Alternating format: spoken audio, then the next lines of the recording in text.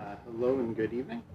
Welcome to the school committee meeting, the Wakefield School Committee meeting of Tuesday, March 25th, 2025. It being a little past 7, we'll call this meeting to order.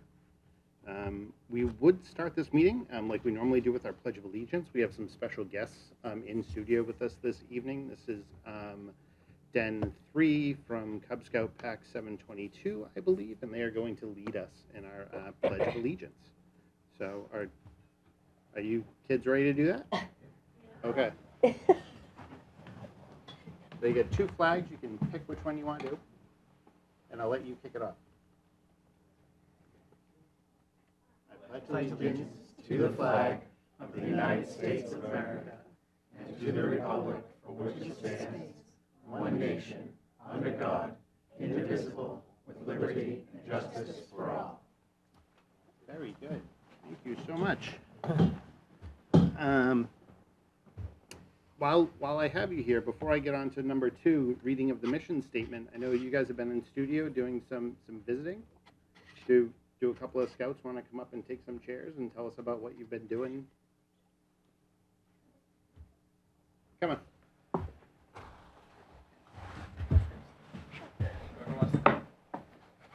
These chairs are heavy. They are.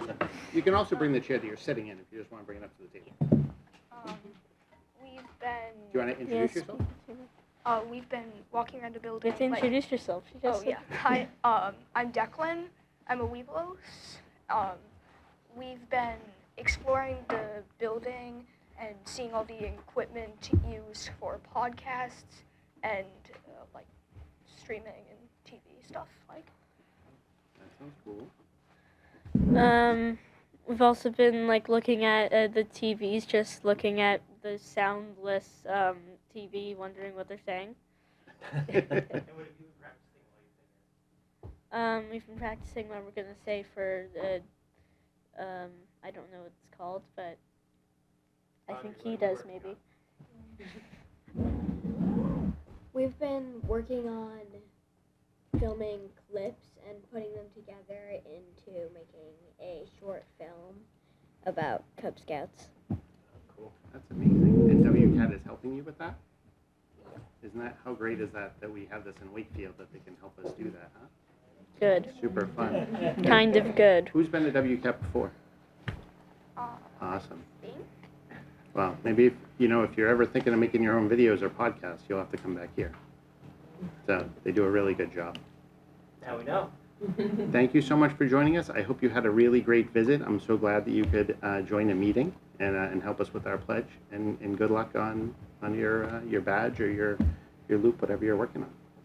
Thank you. Thanks for having us. Thank you. Thanks, guys. Congratulations. I still say these chairs are heavy.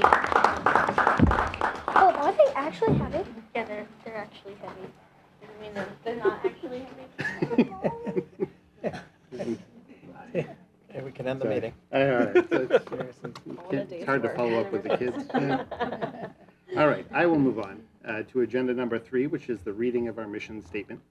The vision of the Wakefield Public Schools is to graduate students who are confident lifelong learners, who are respectful and caring members of their community. Our mission is to prepare students for college, career, and community by providing a rich and challenging curriculum, high-quality instruction, and educational experiences that meet their individual needs and interests. Moving on to public comment. I don't believe I see anyone in studio for public comment. Ian, is there anyone on Zoom that would like to share thoughts? There may be one person online. I did get a text message from an individual who was trying to come on, saying they were having problems logging in. Okay. Maybe we can, if we get them back, I think we can move. Oh, is this the person? No, that is another one. Oh, okay. I can't see the name from here. Is it Kerry? Oh yeah, hi. Hi. We are in our public comment section. Is that why you are joining us this evening? Yeah. So I've never been to one of these meetings. I have 4 kids that are in the Wakefield schools. Mm-hmm. So I'm not sure exactly how this works. That's okay. So we usually, this is a section where we have public comment. You can feel free to sort of share thoughts that you might have about the district. We usually ask people to kind of stay to about 3 minutes. Yeah, that's kind of about it. So I joined tonight because I'm worried about what happened at school last week with I have one of my children is in 8th grade on Team A, and Mr. Brandon Johnson was let go. I'm not sure if you guys know about that, but the kids my daughter's been extremely upset, and I wanted more clarification about why he was let go, because he seemed to be a great teacher and got great grades, so I was confused. Well, one thing I should have said is that usually during public comment, because it's not a thing that's on the agenda, we can't really take part in sort of a back and forth, a give and take. We can absolutely listen. But as you talk about sort of specific educators or specific programs, that is something that falls more under the purview of either building administration or district administration. If you had sort of a question about kind of any status, I guess, of an educator that was specific to your child, the best sort of avenue for that is through, like I say, like building administration. So maybe at, upper house if it's Mr. Tetrault, or if it's Ms. Webb, or then to district, whether that's Ms. Morrow or Dr. Lyons.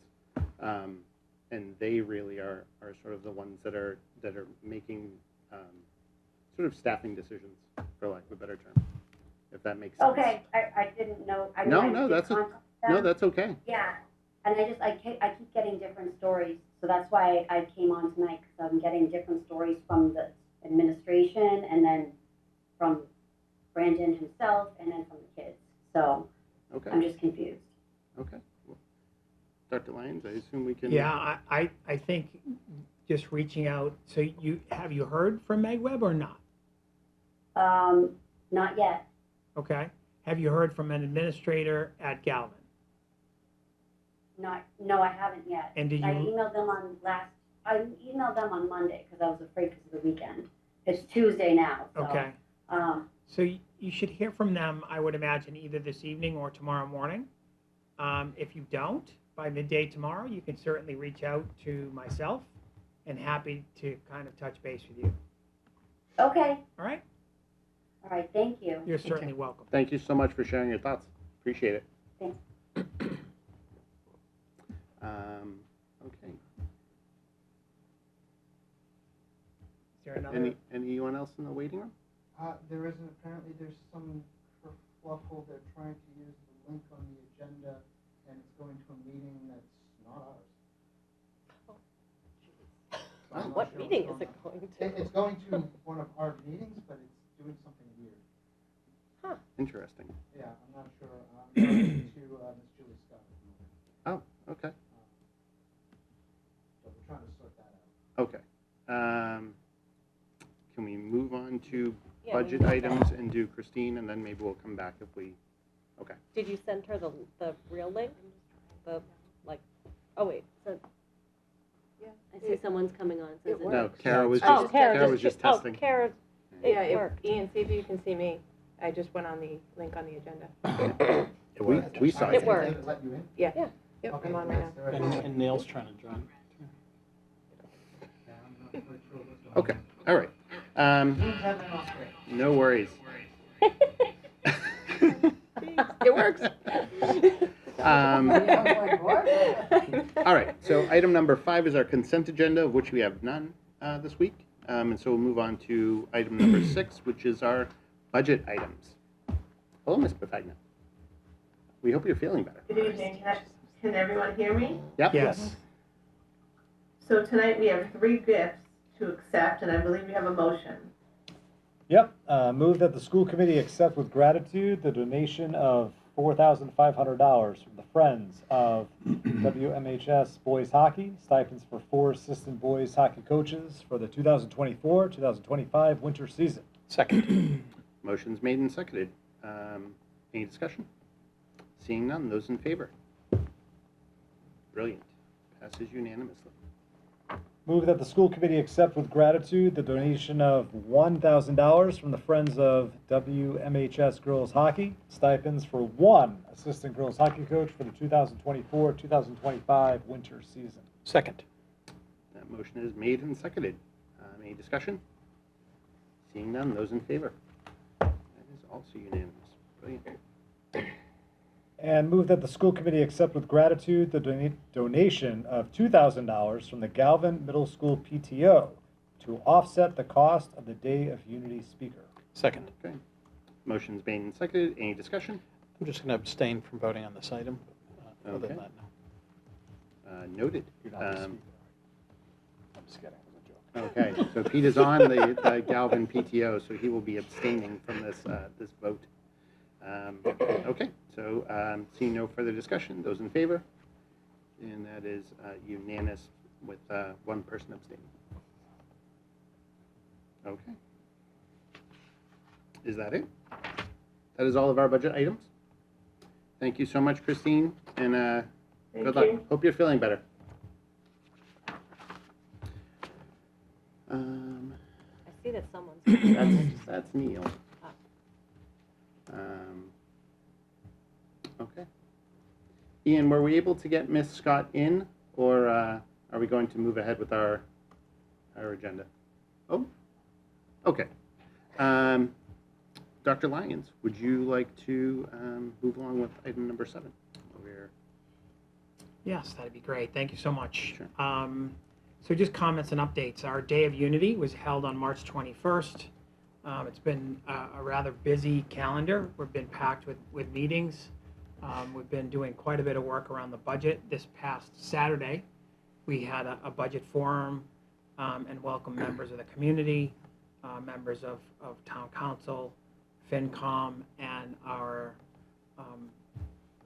finance and facilities subcommittee group was there as well. And so as other members of the school committee were there. It was a nice opportunity. We spent about a little over 3 hours touching base on our budget presentation and also answering questions and kind of looking a little bit more deeply at kind of the drivers in the budget around, we looked at labor, we looked at multilingual learners, and we also kind of spoke quite a bit about special education. So it was a really nice opportunity. And I'm sure at the end, Tom will have some more to share in regard to the subcommittee, unless you'd like to do it now, Tom? I don't know if you... All right. Thank you so much. With the exception of that, I think, our focus coming into tonight's meeting is to kind of close out our work and our kind of budget proposal that we've made to school committee. So we've completed the proposal in our last school committee meeting. We had a budget hearing that was a week ago. And now we have, tonight is our final kind of action on the school committee side, and where we're making a motion to accept the budget as it's presented. Happy to kind of review anything that we've discussed. We have the slide deck queued up. We can kind of refer back to anything that we have brought up already or discussed to answer any questions that might still be outstanding with the group. Great. Are there any questions from anybody about the proposed budget? Sure. Less a question, but more a comment. I just want to, thank the subcommittee, Doug, and the administrators, Christine, I think for a really great process. And the materials that were provided, the video that was made, the meeting on Saturday, even though I wasn't able to be there the entire time. I think just incredibly transparent, really thorough, and really easy to understand. And so I just think every year it's gotten better and better. And just kudos to all of you who've worked so hard for so long on it. Just really grateful for it, and certainly plan on supporting this budget. I think it's fair. I think it addresses the needs that we have, and I think it's also responsible too. So thank you all for that worked so hard on it, and I look forward to supporting it. Thanks. Okay. Yeah, Mr. Markham. So I would certainly I would think to make a comment, now just about our work, and sort of instead of at 9A, It's probably more appropriate now, at least, time-wise. I think that, the process that has the administration and the subcommittee, principally the administration, of course, have gone through in the last 6+ months, has been really extraordinary. This year, it's kind of like, we almost say it every year, that the budget process gets to be the most difficult budget ever. And I think this is probably certainly a very apt, year to be saying that. There's lots of unknowns this year, perhaps more so than ever, when it comes to both state and federal funding, state and federal priorities. What are the type of things that are going to truly impact us? So we have some real concerns to be shared, there. I think that it's more than reasonable to say that the work that has gone in the last number of months has really been thoughtful. I think it's been difficult, and certainly kudos to Dr. Lyons and the school business administrator, and the principals and everyone that helped get us to the places over the last several months. Also, I think that we need to appreciate and thank our partners at Town Hall. The town administrator has certainly been a terrific partner in this work, not only this year, but certainly in the past number of years. As an aside, we're going to miss Mr. Mayo in this work. As we know, he's retiring in July, so it's certainly something that he has been a real partner of. Even on the days that we haven't always agreed, he has always been a friend to the Wakefield Public Schools and a strong supporter of public education in our community. So I think, with those sorts of things, in mind, I think it's to represent the work. I think it's more than fair to say that the budget, subcommittee, although a vote hasn't been taken, but I think there's a strong endorsement and in support of the superintendent's proposal, and we would support and strongly recommend an adoption of the budget that we see before us. Great. Yeah, I echo the same comment. Yes, Kevin. Yeah, having been on the finance subcommittee last year, not being on it this year, but after going to the Saturday meeting this Saturday, and obviously hearing the presentation 2 weeks ago, I think that clarity of communication is definitely something that's really difficult to achieve in any budget presentation. There's a lot of tough stuff that goes on there, especially for a lay person that doesn't understand budgets or how school systems work. And I really think that the presentation, the video, and the presentation, especially on Saturday morning to the other elected officials in town and finance committee, was great. I think that, really able to talk about the complexities and issues that we have when making our budget, and being able to really communicate that in a way for everyone to understand, getting great questions from, feedback from town council and finance committee members, I think was really useful. And so I think that was a really great addition to the process. And yeah, I think that the communication was really, really great. This cycle. So nice job. I'm going to pause discussion for 1 second just to let people know what I stepped out for and what Kara had stepped out for. There was evidently an agenda and an amended agenda posted to the town website, and there are indeed 2 different Zoom links.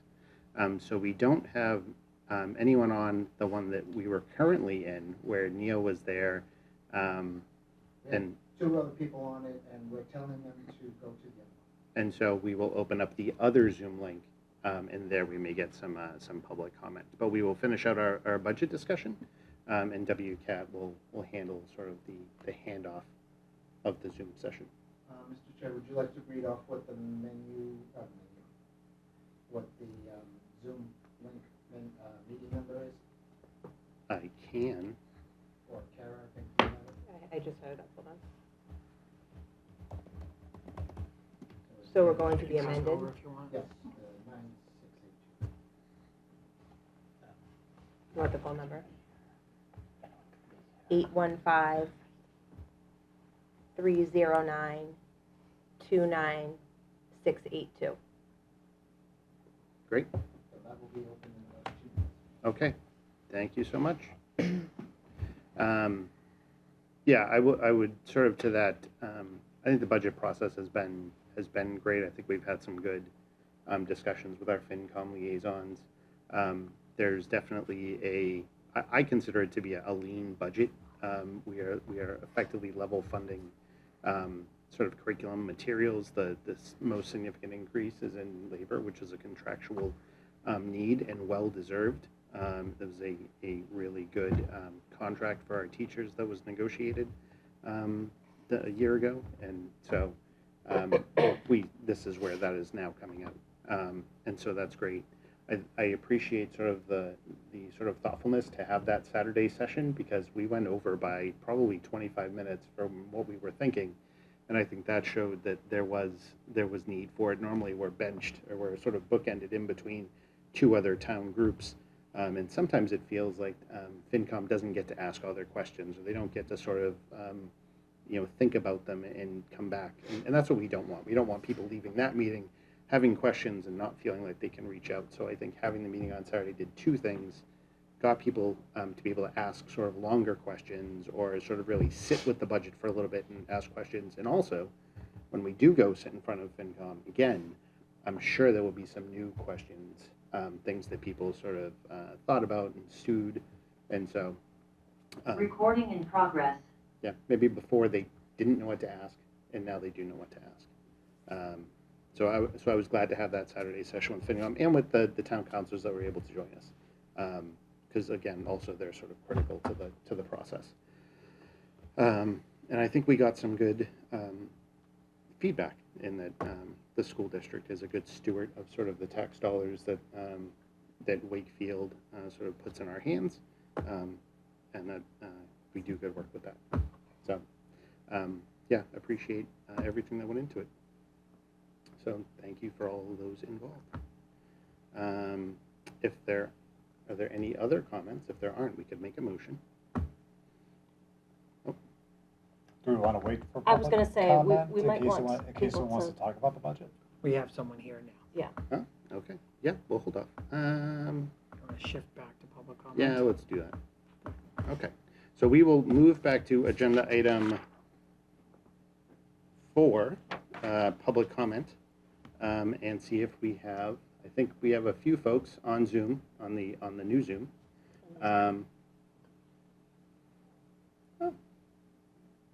Is it Carrie? Yeah, she's here. Hi again.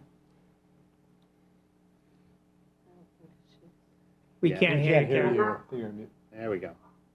Oh, can I not be here? No, you can. You certainly can We be said here. we couldn't hear you, but now we can hear you. Oh, my bad, sorry. I was joining this new meeting. Yeah. Great. Okay.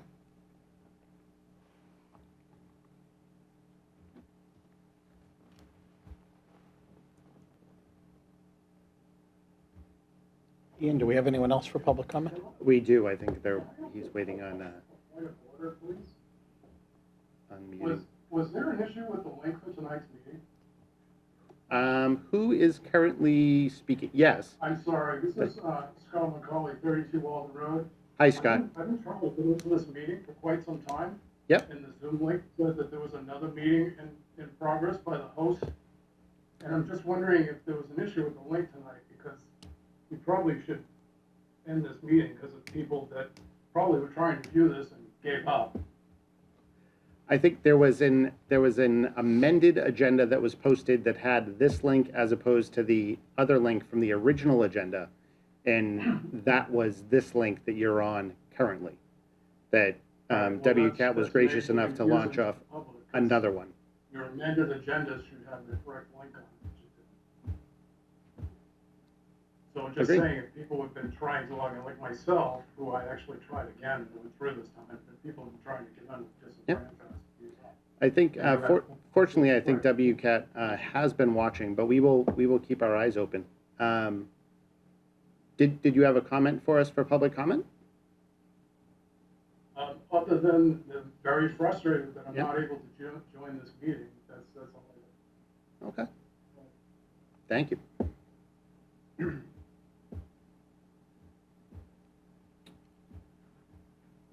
There reportedly was 2 Mm-hmm. participants that were looking. Yep. Ian, is there another participant? They're coming in dribs and drabs. Nobody has stated. You can ask them if there's anybody more that wants Okay. to talk. Is there anyone else in our Zoom call that would like to participate in public comment? You could raise your hand or... Hello? Hi, thanks much. Can you see me or hear me? I can, yeah. Okay. Hi, so my name is Andrea Saka. I'm a Galvin Middle School parent, and we were recently informed, actually, last week of the abrupt departure of one of the teachers at the school, and it seems to us that it's just not been communicated to the parents or even the students about this departure, and I kind of feel as though the transparency between the staff and the students and the parents isn't there. And so my concern is being so late in the school year, I think myself and other parents are really kind of just looking for answers as to what exactly happened. I know that this particular teacher is a favorite, and I know I can speak for myself and for my son that he really ignited a flame in my son and got him excited about learning, and I'm just not really sure what took place. So I'm just hoping someone could speak to that. Yep. Appreciate that. As this is public comment, we don't often do sort of a back and forth, but we do try and listen. But I could share what sort of we had shared previously in the other meeting, which was that our hope in this space, this is individual educator and sort of building level decisions sort of rest with building administration and with district administration. And so if there are questions about sort of, oh, did we lose her? Are you still with us? I'm here. Okay, I just okay. shut the word off on my No, camera. no, quite all right. Our view changed on our screen in studio. What I would hope is that building administration had reached out, or if you had felt that you wanted to get more information that was already previously shared, that you were able to write to building administration, and then if sort of you still were seeking additional perhaps answers, you could write to maybe Ms. Morrow or Dr. Lyons as district administration, and sort of they could give you perhaps some level of more insight. I know as it pertains to sort of educator-like employment, I know we try and we take very seriously sort of the privacy of individuals that are under the employment of the district. So I don't know if we could answer all of your questions, but I'm hoping that you could sort of maybe get some of them answered that would leave you with hopefully a better feeling than maybe you had when you first learned the information. I appreciate that. I did reach out to Superintendent Lyons, have not heard back. I did speak with the principal. Again, I just think the transparency isn't there, and I was also just kind of looking to see if it had anything to do with the union contracts that I know that were just renewed, and just, you know, what the basis of a dismissal so late in the school year could be. So again, if this isn't the forum, I appreciate you hearing me out, but maybe somebody could get back to myself and some other parents that are really concerned about this and kind of losing a little faith in the district, I guess. I apologize for that. So I did see that Meg Webb had responded to you. She did. And so I felt like the information that she provided covered the information that we can share. So if you'd like more information than that, happy to discuss what we can, but personnel matters are personnel matters. And there's Understood. Yeah, and so, so that's why you didn't hear kind of a second round of the same information from me that you received from Meg. Mm-hmm. And so, I just think, I'm sorry, go ahead. but that doesn't mean that we can have a conversation offline. School committee is not really the forum that we do this in. And so, again, happy to touch base if you'd like to do that tomorrow. Sure. I would love that, yeah. I just think, you know, and I get that this isn't the forum for that, but the messages that are being sent to the parents and to the kids especially are very mixed. Yeah. And I'm concerned about their mental health, and, you know, it's a concern. So I look forward to discussing this further then, I guess, with you. Happy to touch base tomorrow. I appreciate it. Thank you. Thank you so much. Thank you. Okay. Ms. Scott, are you with us? Hi, yeah, it'll just be a second. Just wanted you to know that I got in at 7:28, thanks to Ian, thank you so much, WCAT. This is a problem when you post agendas in two places. The amended agenda is on the whole website, it's not in your meeting packet. So, again, it sort of ties in what I talked to you about the other night. The official posting place is Town Hall. And when you amend an agenda, you actually have to put it in two places. Instead of doing that, I really wish you would use the Town Hall website, post all of your school committee stuff. Shouldn't have taken me 28 minutes to sign in. Thanks so much. Thanks, Joy.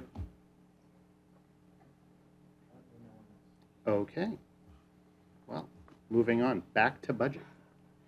Kevin. Move that the school committee approve the superintendent's FY 2025-2026 budget as presented. Second. Motion's being seconded. Any further discussion? I Ms. just Colleran? want to, with all of this, with the meeting and stuff, I just want to make sure we're good to move forward with the vote for this. Like, it has, I want to make sure we're covered. We're covered. Okay? Okay. Okay, yes? Okay. Yes. All right. Okay, good discussion. Just want to make sure that everyone's good. All right. Seeing no further discussion, those in favor? And that is unanimous. Awesome. Thank you so much. And so next, I know Christine's not with us, but the next, your road show will include FinCom and Town Council? Correct. And I'm sure there will be a few of, you know, at least one or two or three of the subcommittee will join you. Great. Thank you very much. Moving on. Thank you for the support and the positive feedback around the budget proposal for FY26. Christine, are you on the call?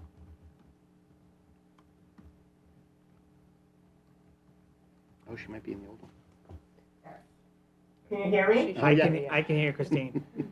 I was going to say, Yes, I'm here. I don't know if you heard the vote? Oh, I've been listening. Excellent.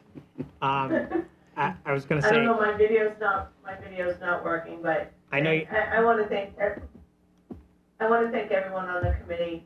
I know this is my wheelhouse, and I've been talking about this for 6 months, but I really I appreciate the feedback, I appreciate the support, and thank you very much for the unanimous vote. Thank you for your hard work, Christine. Yep. Thank you, Christine. I know that this is a year-long project, so thank you. I also know that you're not feeling too well, so if you'd like to log off, please do. I'm going to go back to bed now. Thank you. Thank you. So, Ian, would you mind switching up slide decks to include the kind of later start time?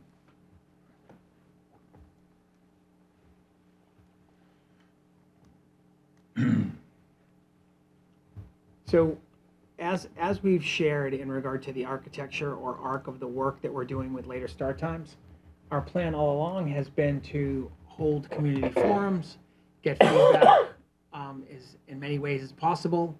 We're going to share how we've gotten feedback, the planning that we've done with the Student Services Subcommittee, and kind of conclude with any questions that anyone might have with a few recommendations, right? So later start times have been discussed probably going on, at least from 2016-17, right? Back then, the Middlesex League superintendents joined and signed a letter of intent, which started off with an agreement to look into later start time. That resulted in the Middlesex League, which are 12 districts that are included, where we are included. 10 of the 12 districts have made a change to a later start time at their high school level, right? So to really dig into this work, what we did is we met in the summer with our Student Services Subcommittee. We kind of mapped out the work that we would do over the course of the year until now.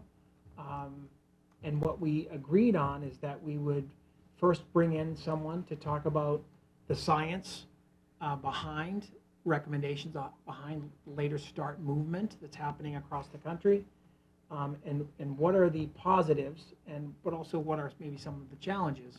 But what is the science behind, what's the medical science behind students having a later start time for school? In addition to that work, we've met with the administration, met with some of our surrounding district superintendents. We also had a superintendent from the Middlesex League join our Student Services Subcommittee, where we talked about, what would the arc of this work look like over the course of the year, where we kind of landed in this space that we would have 3 community forums. We would have one community forum where we would invite a doctor who does research in this area to talk about the science. We would have a second community forum to invite parents, faculty, or faculty and staff were always welcome, but to invite parents to hear from them. And the third community forum was to hear from other administrators and other groups leading not only the school, but also in the community. We heard from, we had rec department there, we had fine and performing arts, we had athletics there, we had a number of different leaders there, including principals. But I'm going to start from the beginning. In our first community forum, we welcomed Dr. Judy Owens, who talked at length. Can be seen, her presentation was recorded, and all of these forums are online and can be found at WCAT. But Dr. Owen talked at length about the benefits for students, right? Especially students who are at the secondary level or approaching adolescence, where the opportunity to have additional time to get a slower start in the morning, even to sleep when they can. It's not an everyday thing, and there's no magic potion here. So one of the questions that we often get is, if we start school later, will that guarantee that kids will sleep more? And that's not what the science is stating. The science says when kids have the opportunity to sleep more and they can get more time, especially in the morning, because kids that are in adolescence, they stay up later, but they also like to get up in the morning later, right? So likely for a lot of our kids that start early, this kind of interrupts sometimes prime opportunity to sleep. And so I don't want to summarize all of her efforts or all of her information, but Dr. Owens was pretty clear in this area, and she was doing work across the country. She squeezed us with the forum. She was presenting in Louisiana, and then came to us, and then was going to another district. But it was a privilege to have her, and I think she gave us some nice insight. I did share that these are the schools in the Middlesex League, school districts from Arlington to Woburn. The 2 highlighted districts, Wakefield and Woburn, are the last 2 that have yet to make a change to a later start time. Because another question, the reason we wanted to highlight this is because the letter of intent that the Middlesex League superintendent signed back then, everyone has followed through with a later start at their secondary levels or at their high school levels, with the exception, again, of us in Woburn. And the reason I want to highlight this is because a question we often get is, later start will mean a later dismissal, which would mean kind of later afternoons, later evenings, and that is true. That is a true statement. But these 10 districts that have made this change are managing the change. So we are starting later in the afternoon with our athletics competing against Middlesex League districts to accommodate the other districts. Just a point of reference. So, looking ahead, we've been kind of researching this topic with the Student Services Subcommittee. I talked about the work we've done in the meetings that we've had, and this summarizes those meetings. So we had 3 community forums. We've done a staff and parent survey, which we will cover next.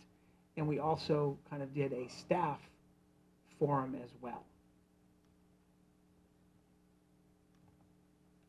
So in regard to the staff survey, we had 171 respondents for faculty and staff represented across the district. You can see they're color-coded from pre-K to straight down the list, right? Everything is color-coded there, and you can see kind of the distribution.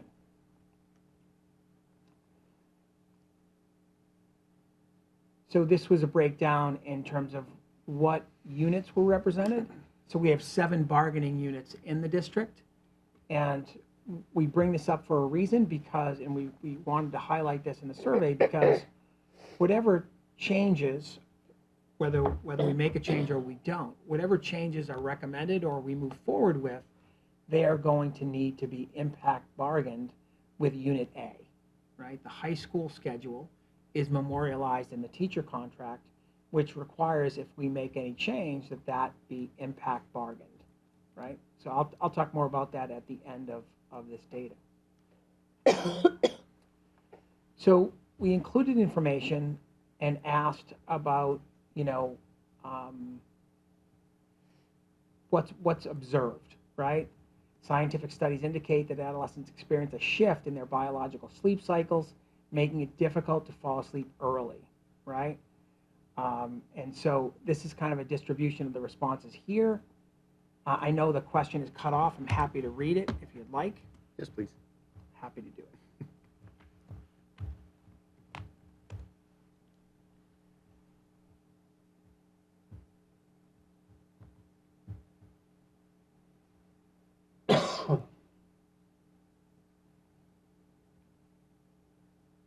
I'm just bringing up the survey. Just be 1 second. Please let me know. Scientific studies indicate that adolescents experience a shift in their biological sleep cycles, making it difficult to fall asleep early. And the question is, how often do you observe students struggling with alertness and engagement in the early morning hours? And this gives a distribution of that observation, right? Mm-hmm. And so, there's a range here, right? And so, the blue is daily, a few times per week. The gold color here is occasionally, and some say rarely, some say never, right? And so, but if you look at daily, the blue, the red, and the gold, we're looking at, looks like, close to 50% there, a little bit more than 50%. So faculty members that responded are kind of responding in the majority, I would argue, that they're observing some type of, shift in alertness during our engagement in the morning. So this is the similar question: how often do you see students struggling with alertness and engagement in the afternoon? And this gives kind of a similar distribution with really the increase around, if you look at blue, red, and gold, we're looking more at 60% at this point.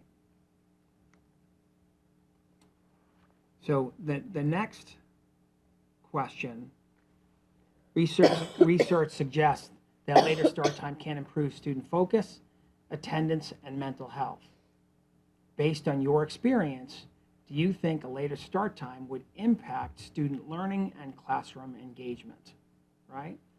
And so the distribution here is a little bit different, right? And so we have significantly improve is 7%, somewhat improve is 30%, no change is 40%, and then we have kind of small distributions from there.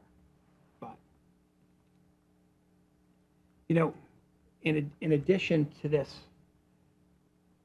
we asked questions for faculty and staff about second jobs, because this is something that we heard a lot about, that faculty and staff that work second jobs, that this could negatively impact their ability to do that, right?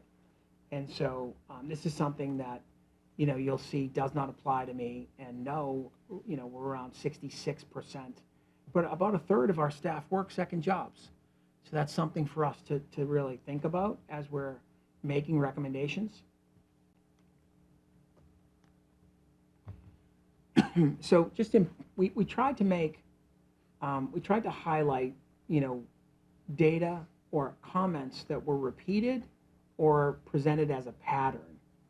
And what we saw that in regard to staff survey, you know, the positives, I think that there was agreement around more sleep for students could be a positive, less absenteeism and tardiness, could help students be more alert and engaged, better quality of sleep, less fatigue, more time to get ready for the day, right? And so I think those are the things that were highlighted also by Dr. Owens.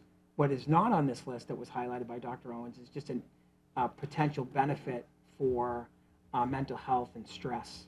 But some areas of comment that were of concern is kind of daycare issues and financial impact for faculty and staff, impact on after-school jobs, which I spoke about a moment ago, extracurricular activities that will run late, right? So everything would be bumped a little bit later in the afternoon. But I would argue, as I pointed out a moment ago, we're already bumping later to accommodate the 10 other districts that we compete against. So, but that doesn't mean that it won't impact other areas where we might not be competing, like, for example, fine and performing arts, music, etc. But I think that those are things that need to be taken into consideration. And we heard this kind of steady concern about if students start later in the morning, then they're just going to stay up later at night, which, you know, for some students, they may do that. I go back to the comments made by Dr. Owens, which is, you know, this isn't an all or none. It's not a binary, right? But, you know, students having the opportunity when needed to sleep a little bit later in the morning has a potential benefit. And then there were questions thoughtfully about traffic implications, right? We surveyed families.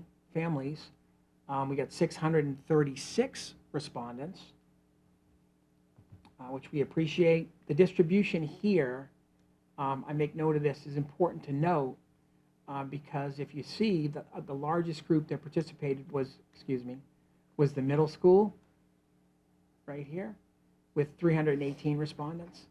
And I make note of the high school. We have 260 respondents there and 291 at elementary. And I make note of those respondents because I'll touch base on this at the end of our slide deck when we talk about recommendations. So we asked similar questions, right? And so with the parent group, I'm just bringing up the slide deck. Mm-hmm. And so, you know, again, the question is, scientific studies indicate that adolescents experience a shift in their biological sleep cycles, making it difficult to fall asleep early. How often do you observe your student, or parentheses students, excuse me, struggling with alertness and engagement in the early morning? Similar questions that were asked to faculty and staff. You'll see the distribution here is a little bit different. I think parents may observe their students or their children being a little bit more sluggish in the morning. I know children present differently to their parents than they do to faculty and staff, for being fair, and that might account for some of the change, but the numbers here are a bit higher. So this was the second question that was asked. Research suggests that later start times can improve student focus, attendance, and mental health, right? Based on your experience, do you think later start time would impact student learning and classroom engagement? And here, you know, when you see here significantly improve, I think that the 636 respondents, were thought that it could significantly improve to somewhat improve at a higher rate than I think our faculty responded. So again, similar comment. After considering the research on adolescent sleep and academic success, as well as personal experience with your children, do you support the school system shifting to a later start time? And here we have a 62%, and I think there's a small group that's unsure, and there's about a little more than a quarter that's a no, right? And so it looks like there's a higher interest on the parent side for us to kind of push into this area and kind of do a little more work. Again, we highlighted trends that were positive and both negative. Here parents picked up on the mental health piece and physical health, improved student learning, more awake in class, improved attendance at school, more time in the morning, better sleep for students. I think there's some similarities there and maybe one or two differences. But similarly, I think parents had concerns about impacts on after-school activities, sports, babysitting, the notion of high school students getting out at a later time and how that might impact families where high school students might be responsible for their younger brother or sister, where they might be keeping an eye on them. That was something that we heard loud and clear. Again, transportation challenges, students going to bed later, same as faculty, impact to family and parents' working schedules. That was a big piece. And getting out of school later, right? In the winter with daylight savings. And so that's a good point as well. So, again, we've spent a lot of time with this, and we've worked with our transportation company, because one of the challenges that was highlighted as early as August was the kind of challenges that could present itself with buses. In Wakefield, we use 9 buses to transport at all levels, elementary, middle, high. So the way that we do that is that they drop off and pick up at different times. So in that scheme, it requires us to have a level, elementary, middle, or high, that starts first, someone to start second, and someone to start third, with appropriate time splits so that we can still use the 9 buses that we have, and we're not incurring additional costs to take on additional buses. That's the first scheme. That's, and that's something that we found very attractive. So we would like to make a recommendation to school committee, or 3 recommendations to school committee for you all to consider. Option A is a 45-minute adjustment with no change to the elementary arrival and dismissal, no change to the arrival and dismissal at middle, but a 45-minute adjustment at the high school. So instead of starting at 7:30, they would start at 8:15 and be dismissed at 2:55, right? Again, this could present some challenges with community members or families. We would have to kind of really, again, work through that or give some consideration to that. The second option, option B, is a 60-minute adjustment, which is really no change for the middle. Again, we're trying to make suggestions that it creates the least amount of upheaval, least amount of change, right? Or need to disrupt families and faculty, right? So this results in a 5-minute change at elementary, no change at middle, and not a 45-minute adjustment, but it's a 60-minute adjustment for high schoolers to start at 8:30 and be dismissed at 3:10. And then the third option that we would move forward is if the committee reviews this, gives it some thought, and it's the feeling of the committee that this is too much to take on at this time, and we want to table this to make no change at this time. You could do any number or combination of these three.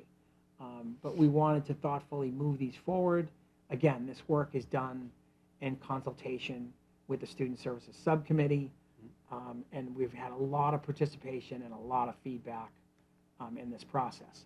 Happy to take any questions that you might have at this point. Hold on for 1 sec. So I think what I'd like to hear from is Eileen and Melissa, just as being part of Student Services, just to sort of, again, talk about sort of the process and just sort of your thoughts sort of as you went through this of how we sort of got the data. Just because I think Student Services is a little bit closer to it. And then, so if you wouldn't mind giving some feedback on the process and your thoughts. Sure. Do you want to start, Eileen? Sure. So, I mean, the process really started even last year when I think it was myself, Pete, can't even remember who the third person was. Was it Amy? Was it Amy? Maybe it was Amy. And it really just kind of started with just like researching other school districts and researching start times and really kind of diving in. So like it was like the first year was just really just us researching and whether or not it was something to kind of bring forward to the greater committee. So like it wasn't just like on a whim thinking like we're just going to do this later start times. It really took a full year of really trying to dive into the local communities that were doing it. And then really this year, then it was kind of like, okay, what, like, let's try to see what we can do here and get the community involved. And I think the public forums were really good because it gave people the chance to kind of get their questions, answered, hear from stakeholders who were involved. I think like what I'm hearing from the community is, it's like jobs, after school activities, childcare are like the three biggest things. So obviously we want, I'm hearing that and listening to that, and I know that as a committee we will as well when considering what we're going to do. But those are the three like biggest things I think right now. I felt that one of the community forums, I think it was the third one where they spoke. We had like the athletic director here and everything, and a lot of the I almost said like the rival districts, but the other districts in the Middlesex County are, like you saw from the start times, they have also adjusted to that. So to me, it didn't seem like the impact there was that big, but again, that's all stuff we can kind of dive into if we decide to move forward with looking through this. But I mean, I feel like we've done our, a good job of really just kind of welcoming that. And of course, our emails are always open to feedback from community members too. And, please make your voices heard. We want to hear from people. And so thank you to everyone who has said something and participated in the survey. And that goes for staff and community members. Yeah. So I jumped in to this with the Student Services Subcommittee in April. So I got up to speed on the research, and I thought that the community forums were really interesting. For me, it's about the science. The first community forum, I talked to some parents and like, well, this feels really one-sided. Late starts for teenagers. Isn't there anyone out there saying that earlier starts for teenagers are better? And I was like, I didn't find any, but I did some due diligence. I went out there, and nobody's really suggesting earlier start times for teenagers, and the science seems to support later start times. I really feel like we've opened it up to the community. I understand that there are some concerns about sports and other issues like after school jobs for our teachers, and those are definitely things that would be impacted that we need to consider. Good. Thank you. Pete, you had a comment, question? Yeah, more of just a clarification. So I think we had said it wouldn't start the following school year. It would start in the school year where the high school would open. So would that be the 26-27 school year? Yes, sir. That's what we're recommending. Because, so for two reasons, Pete, and I'm glad you asked the question. Moving into the high school is going to require us to create a new student schedule. If we're going to change the schedule, we would like to kind of incorporate this work the timing of the day, arrival and dismissal, into that work, which we're going to need to do anyway. So, and we'd like to be thoughtful about the amount of time that we're allocating for it. So, if the committee so recommended us to move forward with making a change in this area, likely what we would do is then kind of create a timeline, and then the labor subcommittee would work with the administration and the WEA on kind of crafting or hearing the impacts in regard to the bargaining piece. But we also need to incorporate high school administration and teacher leaders along with the WEA to create whatever new schedule is needed to move into the new building. And just so that everyone knows, I know everyone knows here on school committee, but we're moving into the new building in January of 27, right? So if we move in January of 27, we would need the new schedule built by, or we would need the changes, we would like to incorporate the changes in that September of 26, so that we wouldn't start the year and then make a change when the old building, and then make a change when we moved into the new building. So the plan would be that we would try to incorporate this in September while we're in the old space, and then when we move in the new space, we could carry that forward with us. Yeah. Good. And Dr. Lyons, could you just explain what impact? There's a lot of questions about the impact bargaining and what that would mean, and I think if people aren't involved in school committee stuff, they might not understand what that means. So. Yeah, I think, decisional bargaining these are legal references, and maybe I should just say bargain, right? And so we're required to bargain with the teachers. It's a change in working conditions, right? So when you change, we have a schedule that's, again, is memorialized in the contract. When you change the working conditions, you change the work day, what's required, you have to include the union in that process to go through, how it impacts them and how we might make accommodations in either way, right? Or make concessions in either direction, right? And so that's kind of where we're at. Does that answer your question? Thank you. Sure. But thank you for asking the question. Dr. Scott. A couple comments, maybe some questions, or an assortment of things. First, thanks to the subcommittee and all those that have been working on this, like you said, for about 2 years now. It's been a lot of work, I'm sure, and just I think the process has been really good. I think soliciting a lot of providing good information, soliciting feedback, and I too echo just grateful for everyone that participated and the staff and faculty that completed the surveys, etc. I kind of kept saying to people, I don't even know yet what they're doing. It's working on this, so I've really started to turn my attention this year to the matter, and kind of echoing, I think, what you had found, Ms. Quinn, was I see definitely some empirical research out there about the benefits of a later start, and Dr. Owens spoke to that fact.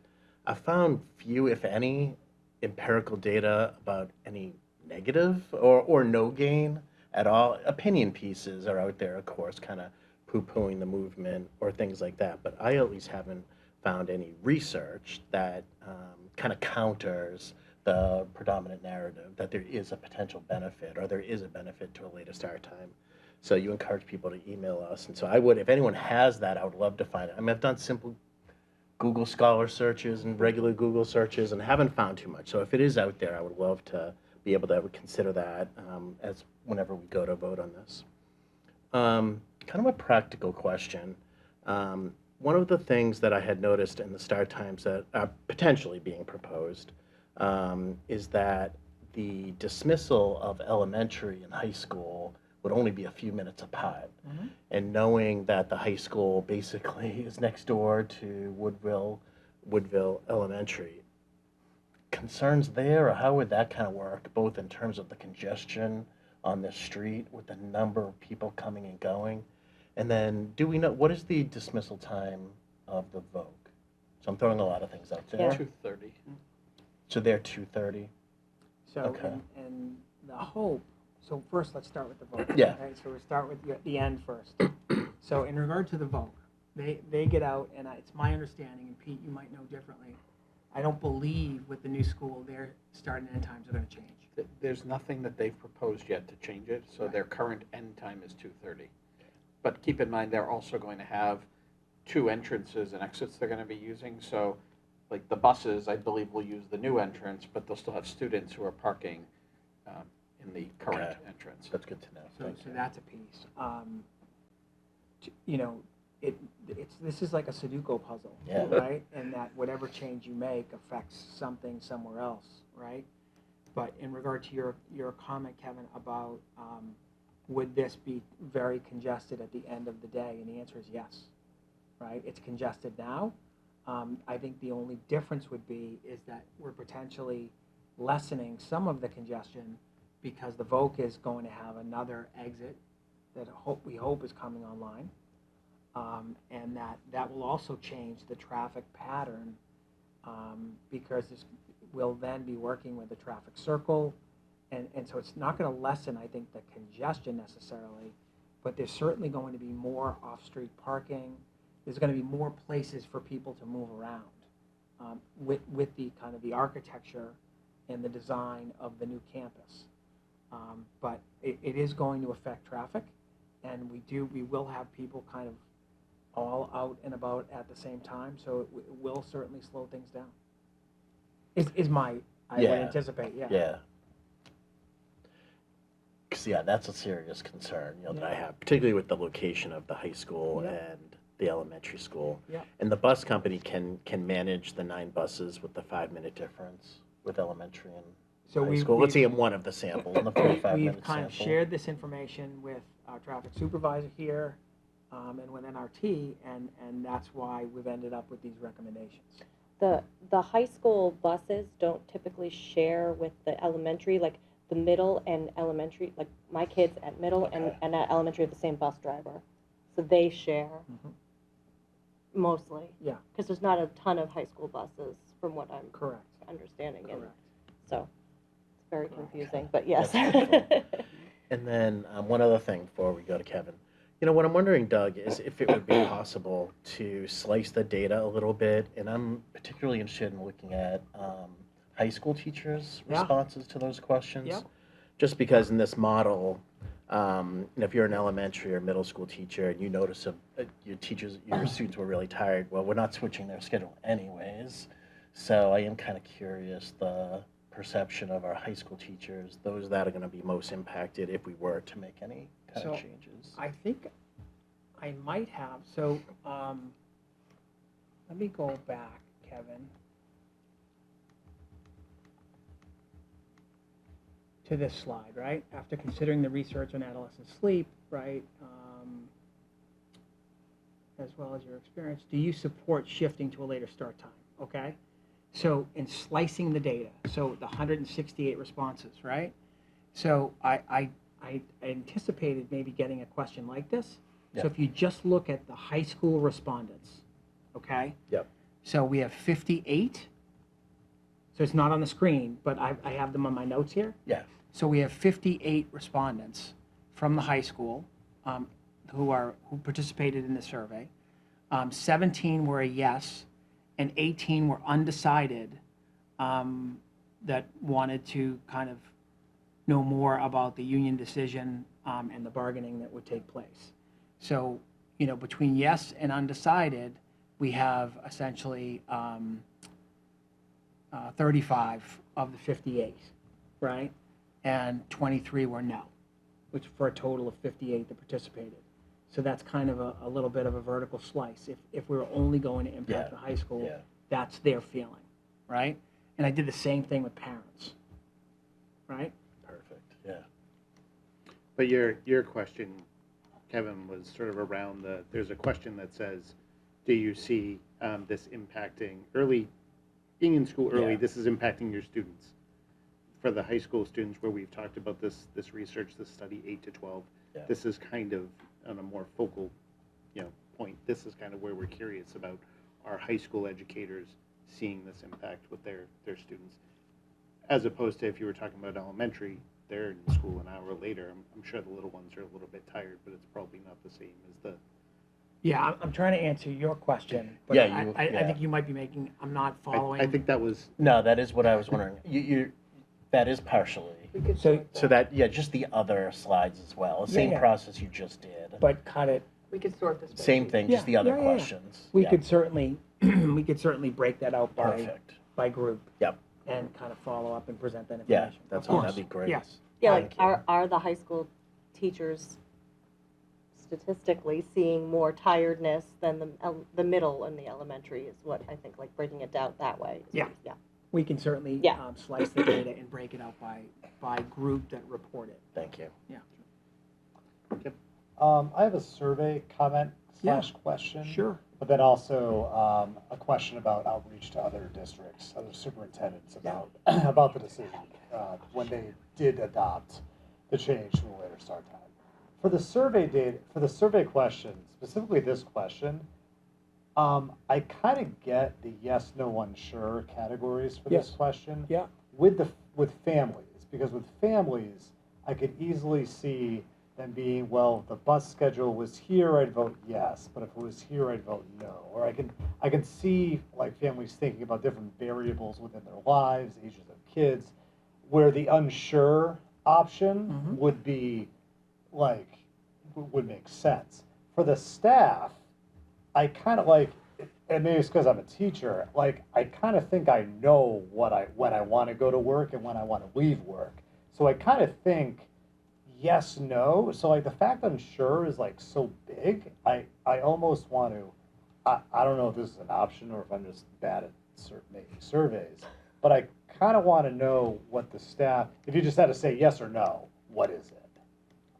Just because there were so many, it was like 42% or something. So, but with faculty, if you look at the unsure, it's not just I'm unsure. I get that. There's a comment about I'd like to know about the what's outcome the result of impact bargaining. No, I get that, Yeah.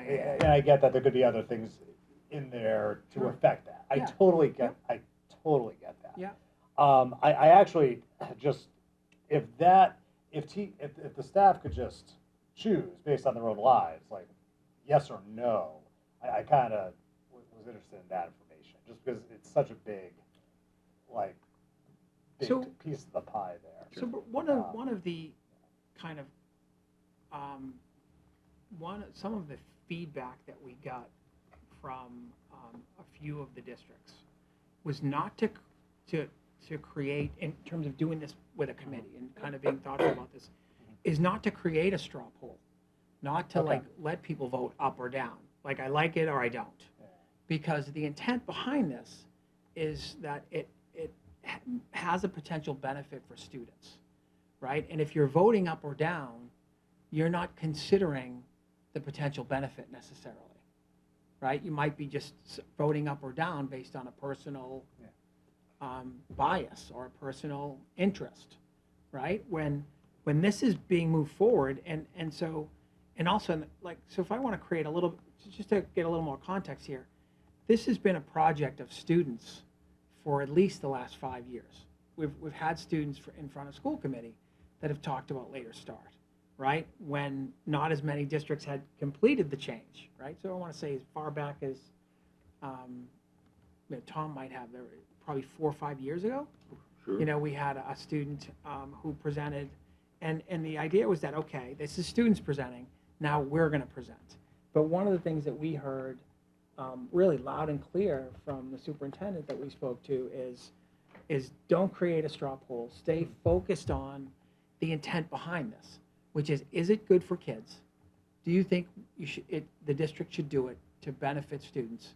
If the district, the advice of the superintendent was, if the district could make a change that could benefit students, why wouldn't they pursue that and then kind of work on kind of addressing the other challenges as a secondary part, right? And so that's why we kind of included this information that we did. We wanted to give people the opportunity to say yes or no, but to also say like what additional information might you need.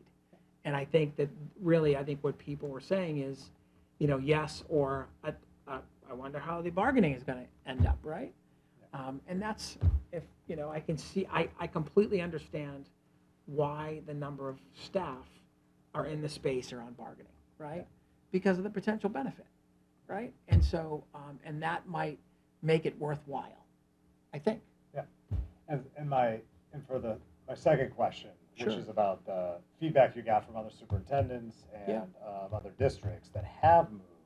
Like, obviously, what Melissa said about like the science, like if we proceed with the assumption that this is a good, like that there's like really no research saying that late start times would be negative or bad for academic outcomes. If all the research is pointing in one direction, then what we're basically doing is we're looking at all of the pitfalls and all of the obstacles and issues that could take place. Like Kevin brought up traffic, and traffic's obviously a pitfall, like that's an obstacle, Huge, right? yeah.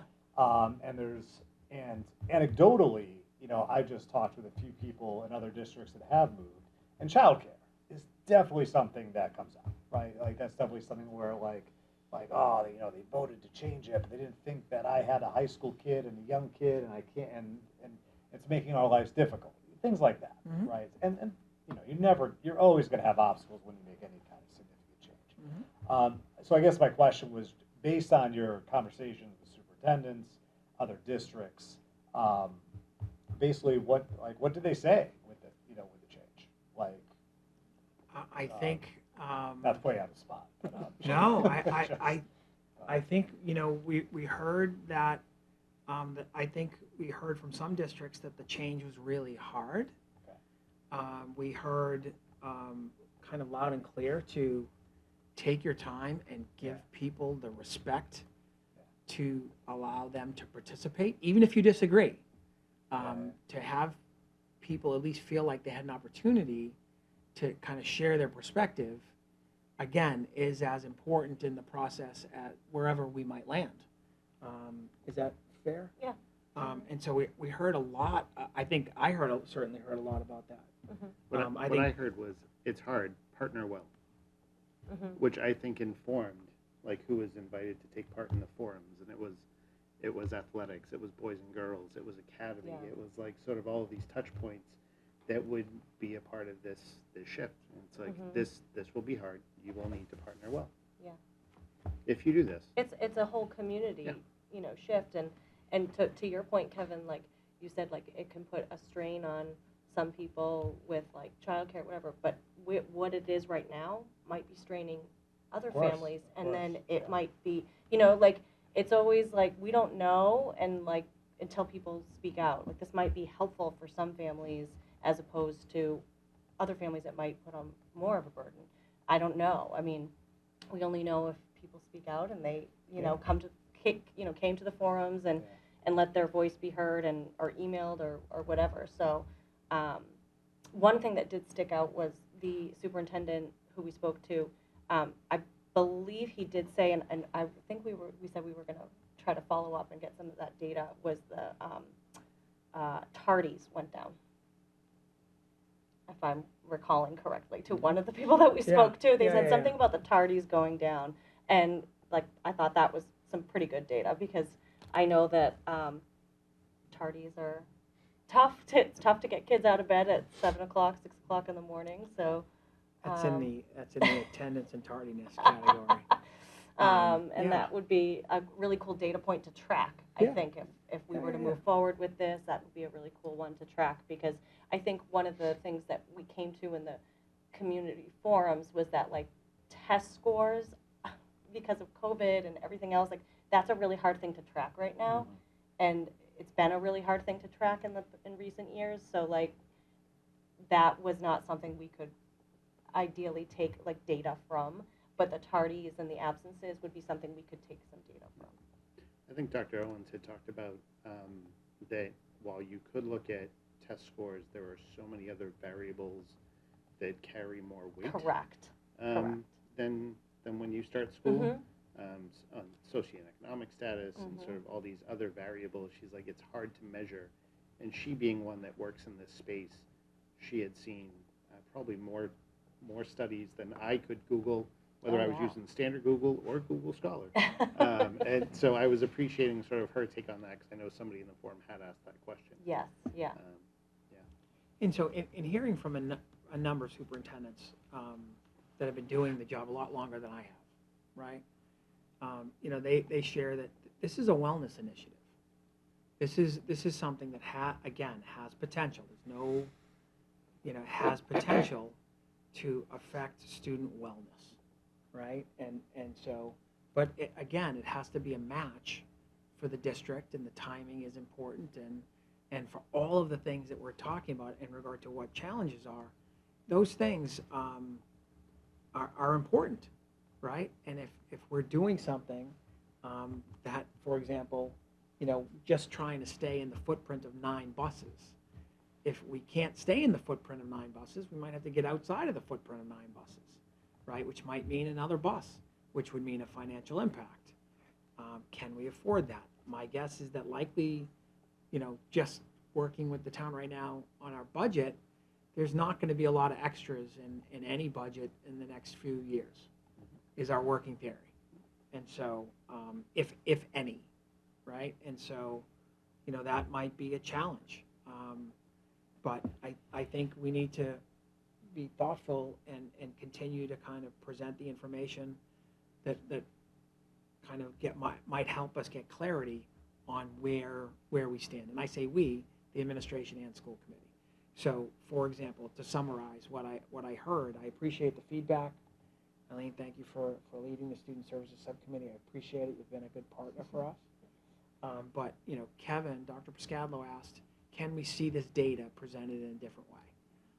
The answer is yes, right? And one of the things that we talked about ahead of this meeting, I kind of debriefed with Eileen, who's the chair of the Student Services Subcommittee, is could we kind of treat this like we would a policy and put it on the table and, you know, answer the questions that are asked so that the committee can move to a space where they feel like they can make a recommendation, right? And so, and again, if we're moving forward, the recommendation would be, we'd like you to, you know, I'm paraphrasing here, but it would be something like, we would like the administration to move forward and, you know, maybe reach out to the WEA and let them know that we'd like to start impact bargaining this, hopefully in September, because we're negotiating right now at 6 units, which is the next part of the agenda. But. Okay, so just so I'm curious about when the staff survey went out. I don't think everybody in the community has seen sort of these options as presented, but it's my thought that the staff did see it. The community did too. It was in the body of the email sent to the community. Oh, okay, as part of that survey? Yeah. Okay. Attached with the survey. Okay. There was language. So folks do have sort of an informed, they have more information to ask the question that they want to ask. Yeah, that's my understanding. Great. Did it, whoever received it, was it clear in the email? I mean, it was to me, but again, I've seen it a lot. Yeah. So. Yeah, it's probably not a bad thing too. Okay. Yeah.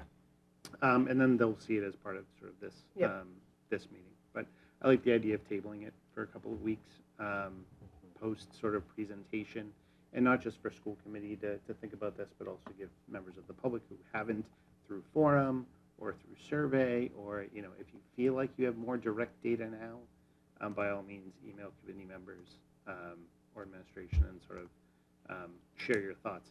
At the end of the day, I will go back to when this kicked off in August. One thing that sticks in my head when we were talking with superintendents was the idea that sort of we needed to craft a mission statement and not veer from that mission statement, because it can be very tricky in this space when there are a lot of sort of variables. You can get bogged down. And so sort of the mission statement, that the driving thing was that we would do the most good possible.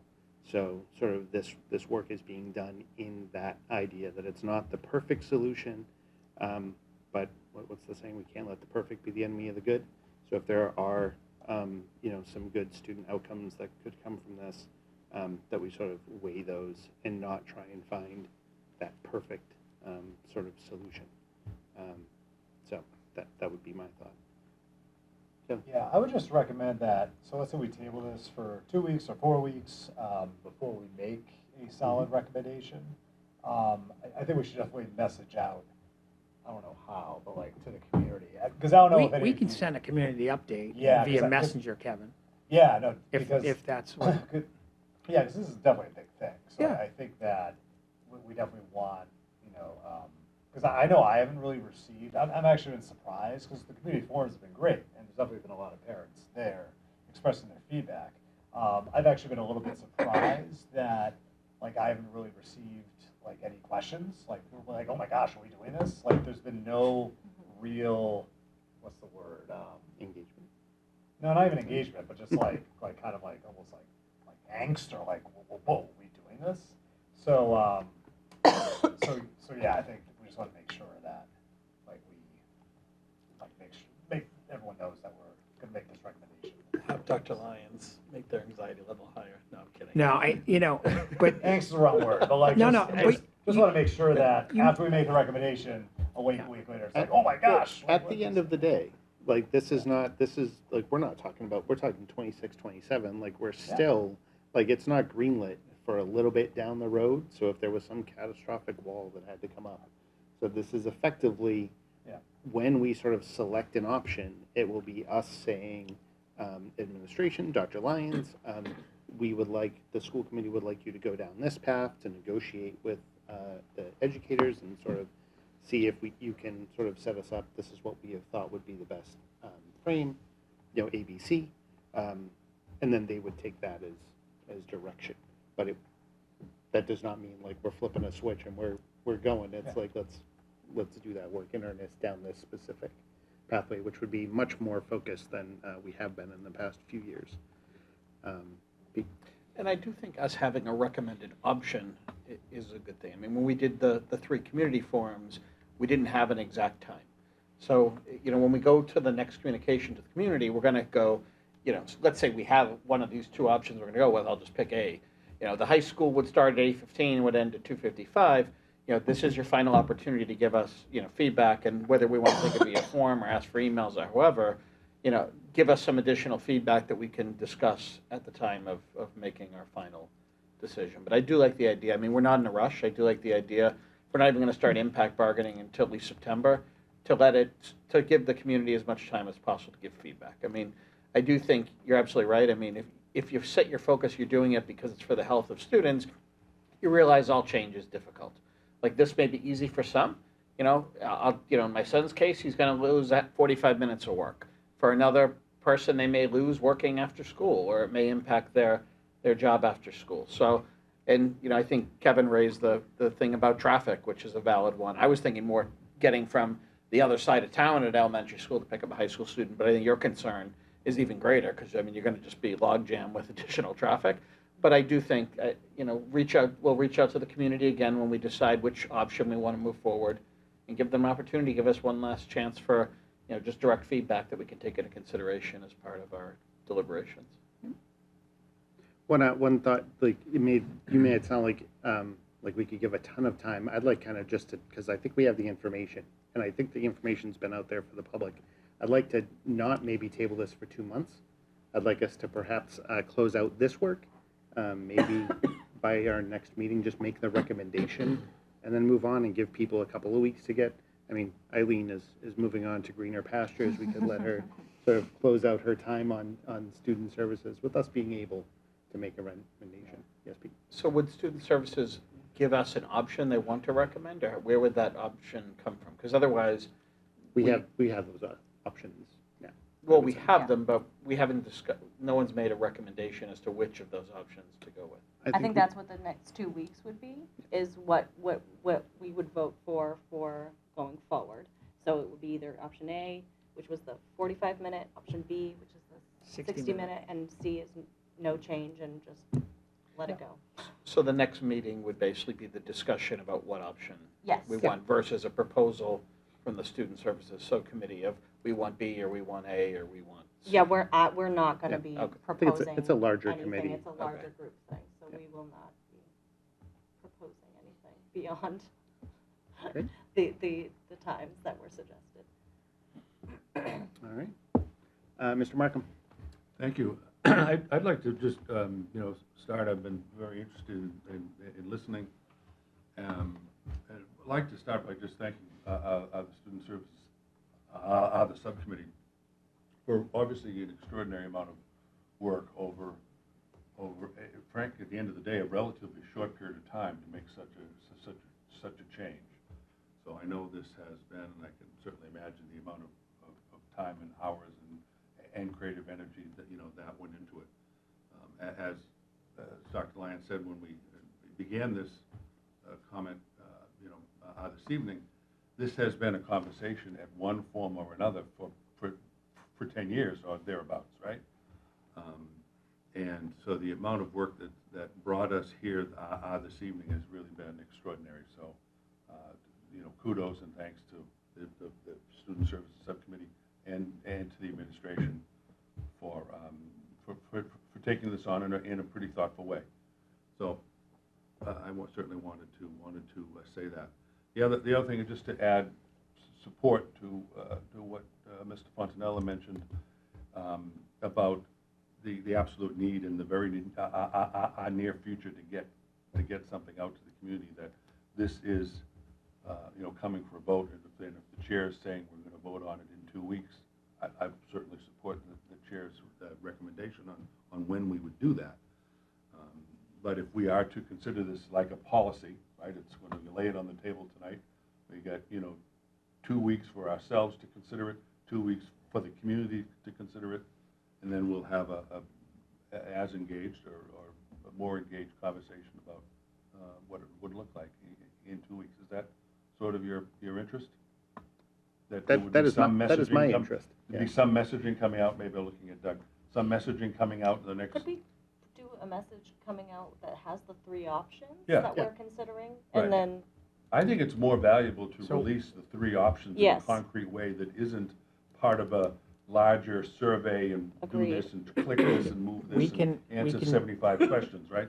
Yep. It wasn't well, no.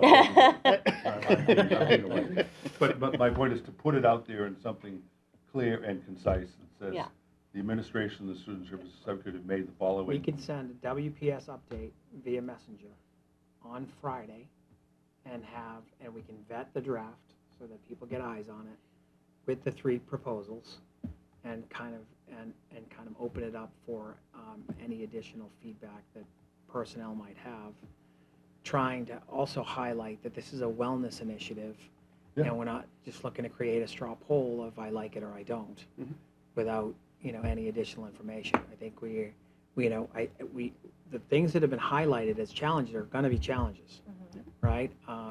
And so, not just staff. This would go out to the community too. This would be okay. we would district-wide or whatever. It would be district-wide. Okay. Anything we send to the community, we try to send to WPS all. Okay, perfect. So in the event, because anything we're doing, faculty and staff get questions as well, right? Yep. So we want to make sure that, and probably, we probably have 60 faculty members that live in the community anyway, right? And so they're going to get questions from friends, they're going to get questions at school, they're going to get questions from their students.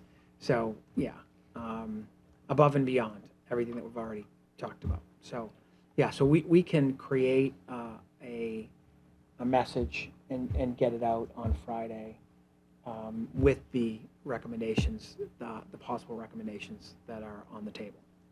And context is critically important, and I think you framed it well in your remarks earlier, right? This is a wellness initiative. This is driven by the desire to improve the students' teaching and learning day, the students' capacity to come to work, to come to school, to be as prepared as possible to be engaged, right? Right.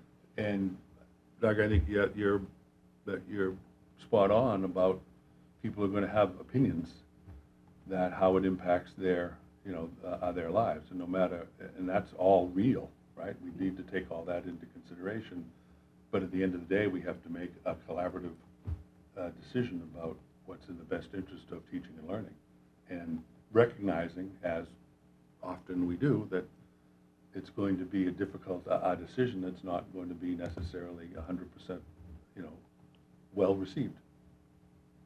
So, anyways, thank you very much for all the work that's gone into this, and I look forward to our next discussion. Ms. Davis? Just had a clarification question on timing. So would the plan be at our next meeting to somebody propose a time and we approve the time, or the next meeting where we agree on a time And then the meeting after that is when we would approve it. We would agree on a time, and we would instruct district leadership to execute on that option. Okay, so the next meeting would be the voting meeting at a time. Okay. Yep. Okay. Or an option, sorry. Do you need to make a motion to put this on the table? It's not an actual policy. It's not an actual policy, Right. I think.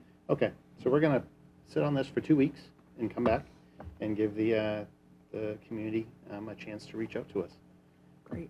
As a postscript, I would like to comment, as the first time I heard about this was probably 3 years ago when Alexis Manzi stood in front of us as part of a junior project. She did a great job. And she did a great job.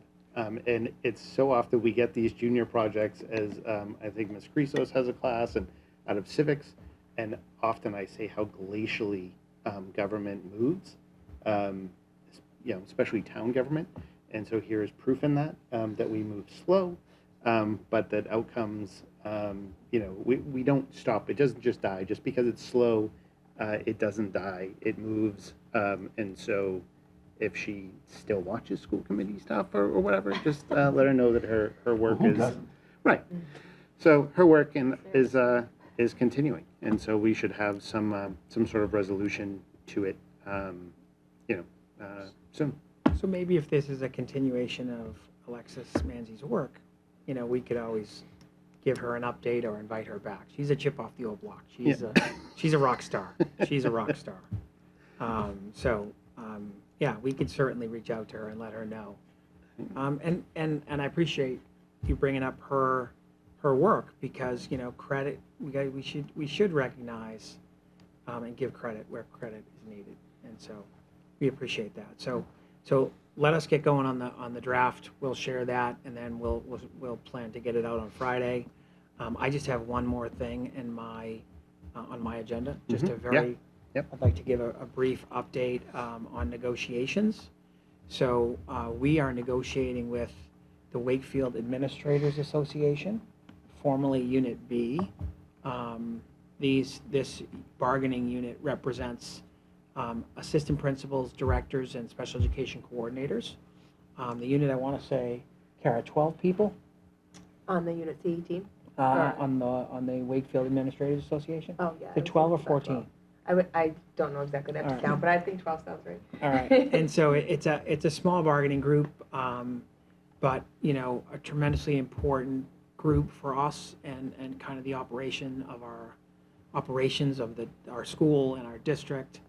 And this includes our athletic director, fine and performing arts director, Tom Bankert, who's also the president of the unit. So we're negotiating with them. We're negotiating with clerical unit, food service, paraprofessionals, our custodial unit, and we haven't started yet with our traffic supervisors, which we're looking forward to, because they are just a lovely, lovely group, and we enjoy bargaining very much with them. But this is, we're working hard in this area. We will be bargaining. Our next meeting will be on Friday with Unit C, paraprofessionals, where we will be kind of continuing to exchange proposals to try to make some progress there.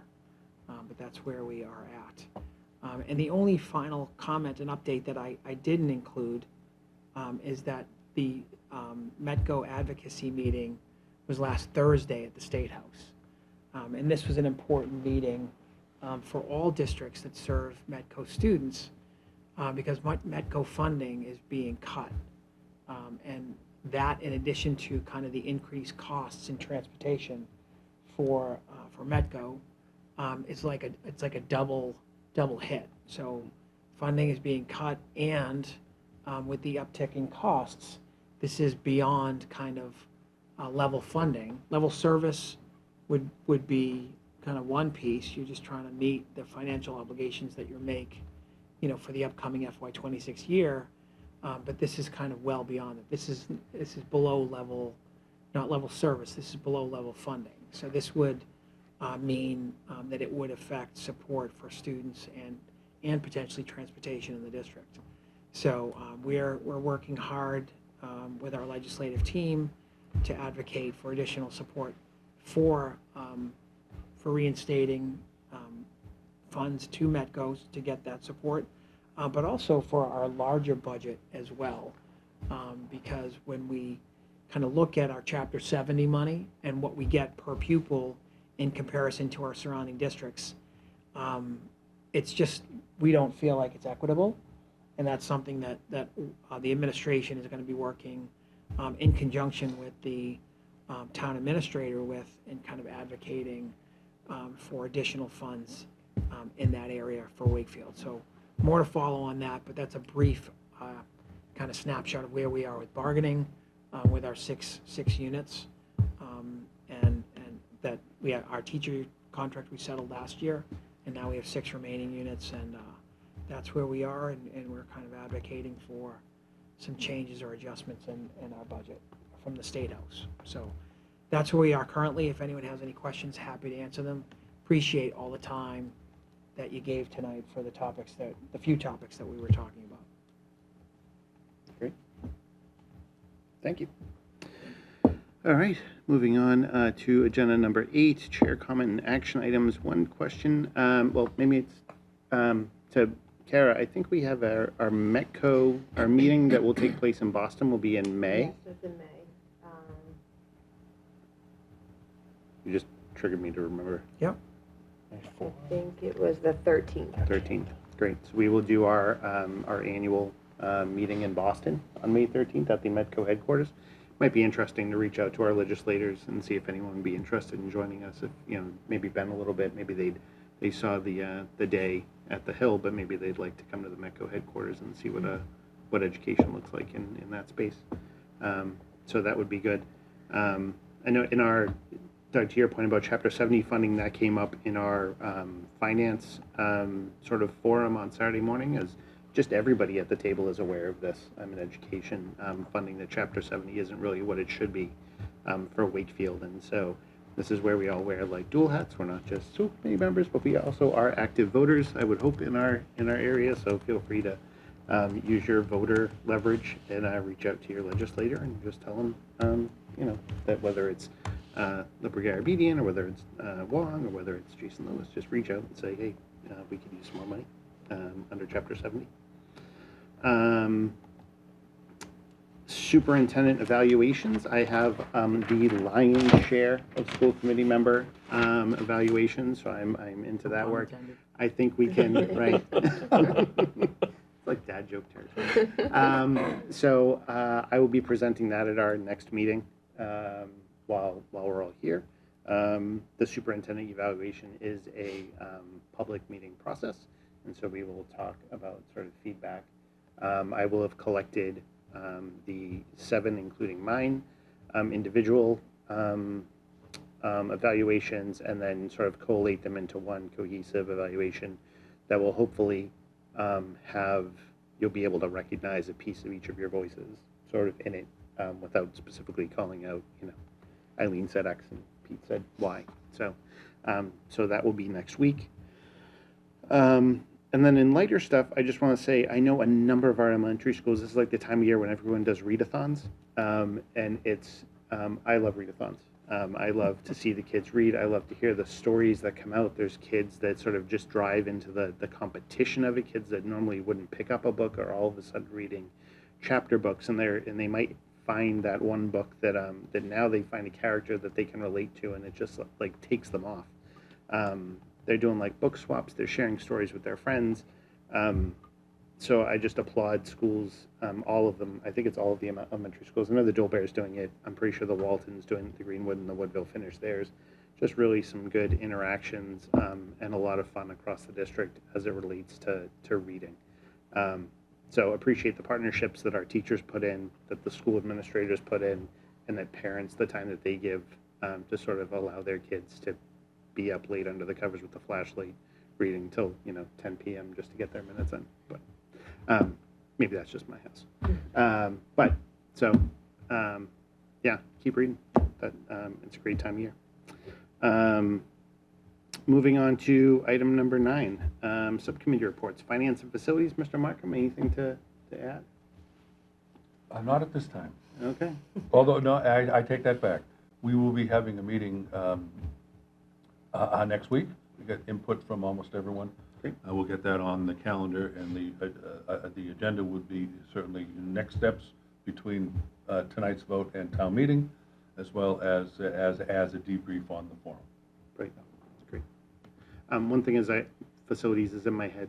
Can we see about talking to Tim about when we might get feet back on the construction site? Working on a schedule right now. Awesome. I'm excited about that. Working on a schedule right now. Great.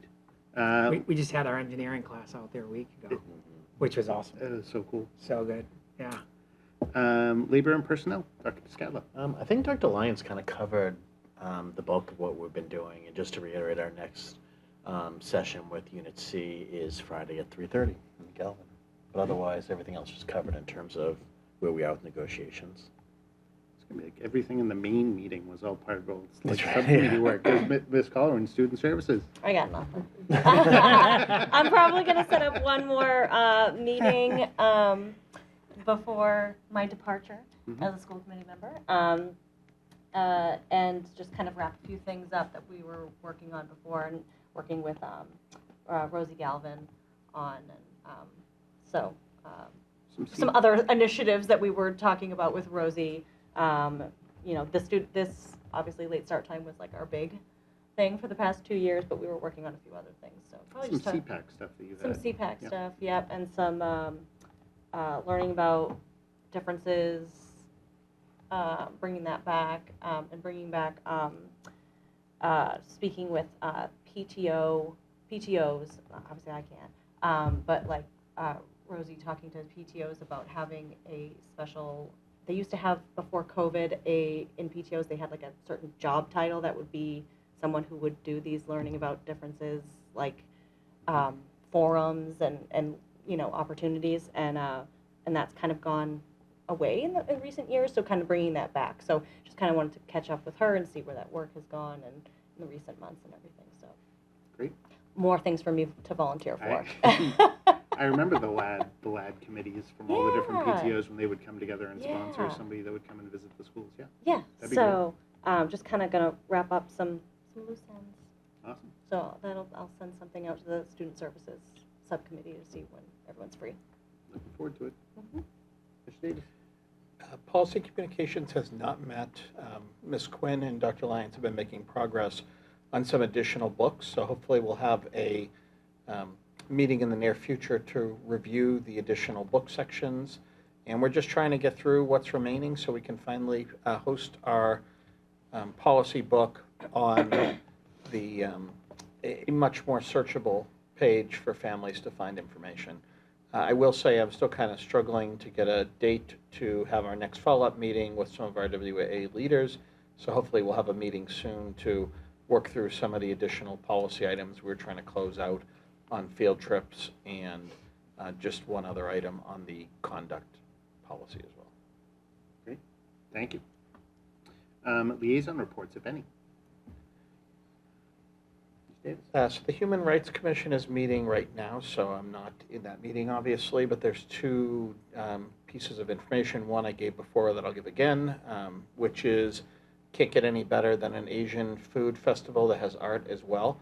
So they're planning that for May 18th at the AmeriCal from 12 to 2, and anyone who knows me knows that I love Asian food, so can't really get any more amazing than that type of event.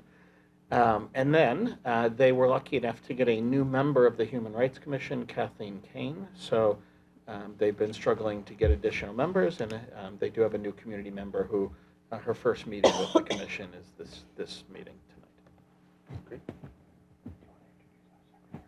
Oh, yes, I do. Oh, my goodness. And so joining, yeah.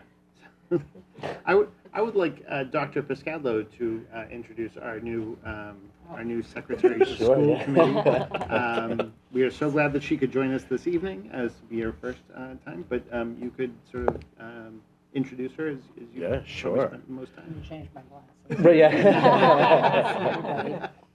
Really, really excited that we're finally here. It was a very, very long process, and I thought for sure at some point she was going to say, I'm ready to move on. But for those of you that remember, we started the interviews. I was going through emails in December, hoping to have someone for the new year. But as I kept kind of saying over and over again in as many different ways as I could, like things move very slowly in local government. So Michelle stuck it out, and I'm really glad you did. You haven't run out yet, so I think No. you're in good shape. So Yes. very, very happy to introduce Michelle and allow her to introduce herself to you. But, we had a really, part of what contributed, I think, to the length of time was just having some really good finalists and really kind of deliberating between these amazing people that had applied for this position. And but Michelle just had, I think really stuck out in a number of different ways, but having had some great experience professionally in the field of communications, etc. And then, serving in her community in a couple of different ways in Peabody? Danvers. Danvers. Over in Danvers. So I'll allow you to introduce yourself. Okay, sure. Okay, so you said I'm Michelle Chaucy, and I worked for many years as a nonprofit communications director, most recently at Rosie's Place. And since I am semi-retired, I've done different things. I do volunteer at I'm on the board of the Friends of the Danvers Library, and I was recruited to the Historical Society as well, so I'm learning about that. And I also have been, for the last 2 years, taking the minutes for the Human Rights and Inclusion Committee in Danvers. So I just occasionally look at Indeed. My husband's still working. And I saw this and I said, I think that would be a good fit. There's a lot, this is a more weighty committee, I would say, than the Human Rights and Inclusion, but I've enjoyed doing that. And so I'm looking forward to learning more about the work that you're doing here. I can just tell you, just sitting here tonight, this is the most gracious and positive group of people, I must say.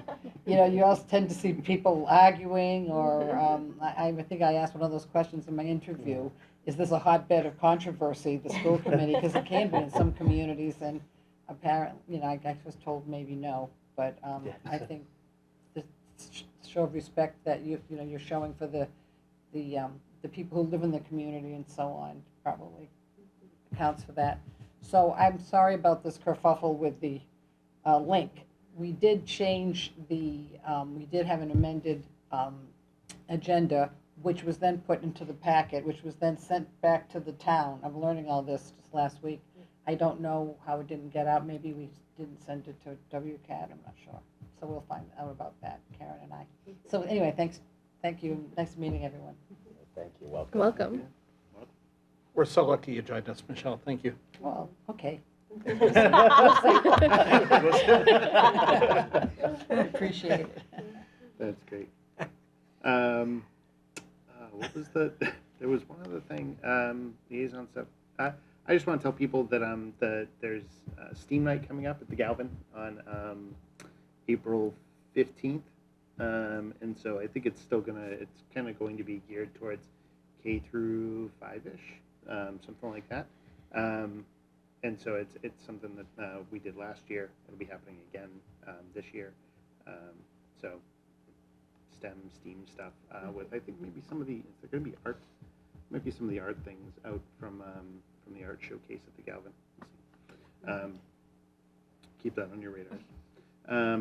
All right, item number 10 is future. Sorry. Sorry. The ESC, I talked with Dr. Lyons about this, and I saw Tim randomly, about putting no idling signs by the schools. So I just wanted to shoot out a reminder. I think, town council was working on this. Okay. And so we don't want to get out of our lane. We get in trouble when we get out of our lane. Okay. But we will have an update in regard to exactly what's happening with those signs in our next school committee meeting. We'll put it on the agenda, be the first item. After superintendent evals. It could go still be Okay. the first item. All right. It's a packed agenda already. Yeah. Already. Well. Is that your last meeting? Party. Anyone else? Liaison reports. All right. Seeing none, we'll move on to agenda number 10, future dates and agenda items. Our next school committee meeting will be Tuesday, April 8th at 7 o'clock. We will get a vision of the graduate update, hopefully, and superintendent evals that I've probably mentioned way too much already. Item number 11, any school committee comments? Just just wanted to say special thanks to Miss Elton Nupp, who ran the Lion King Kids with kids from all over the district from grades 1 through 5, and that performed this weekend. There were 2 different casts, and there was a Monday group and a Tuesday group, and Kate is the other person, the other director, but I can't remember her last name, so I apologize, Kate. Miss Kate. But Elton, who also does the middle school shows and is a teacher in the district, is just wonderful and puts on such an amazing show and brought so much joy to so many people. And, you know, with everything going on in the world, it was nice to just watch kids just be filled with joy and, like, it was awesome. So special thanks to Elton, because it was awesome. That's Great. about it. And if you missed it, I have a million videos of the 3 p.m. show. If anyone wants to Wonder see why. it. That's It was awesome. not recorded, but it was a good show. That's So. awesome. Any other comments? That's a tough act to follow. Okay, seeing none. Item number 12, adjournment. We have a motion. Move that the school committee adjourn its meeting of Tuesday, March 25th, 2025. Second. Motion's made and seconded. Any discussion? Seeing none. Those in favor? Unanimous. Thank you all, and have a good evening.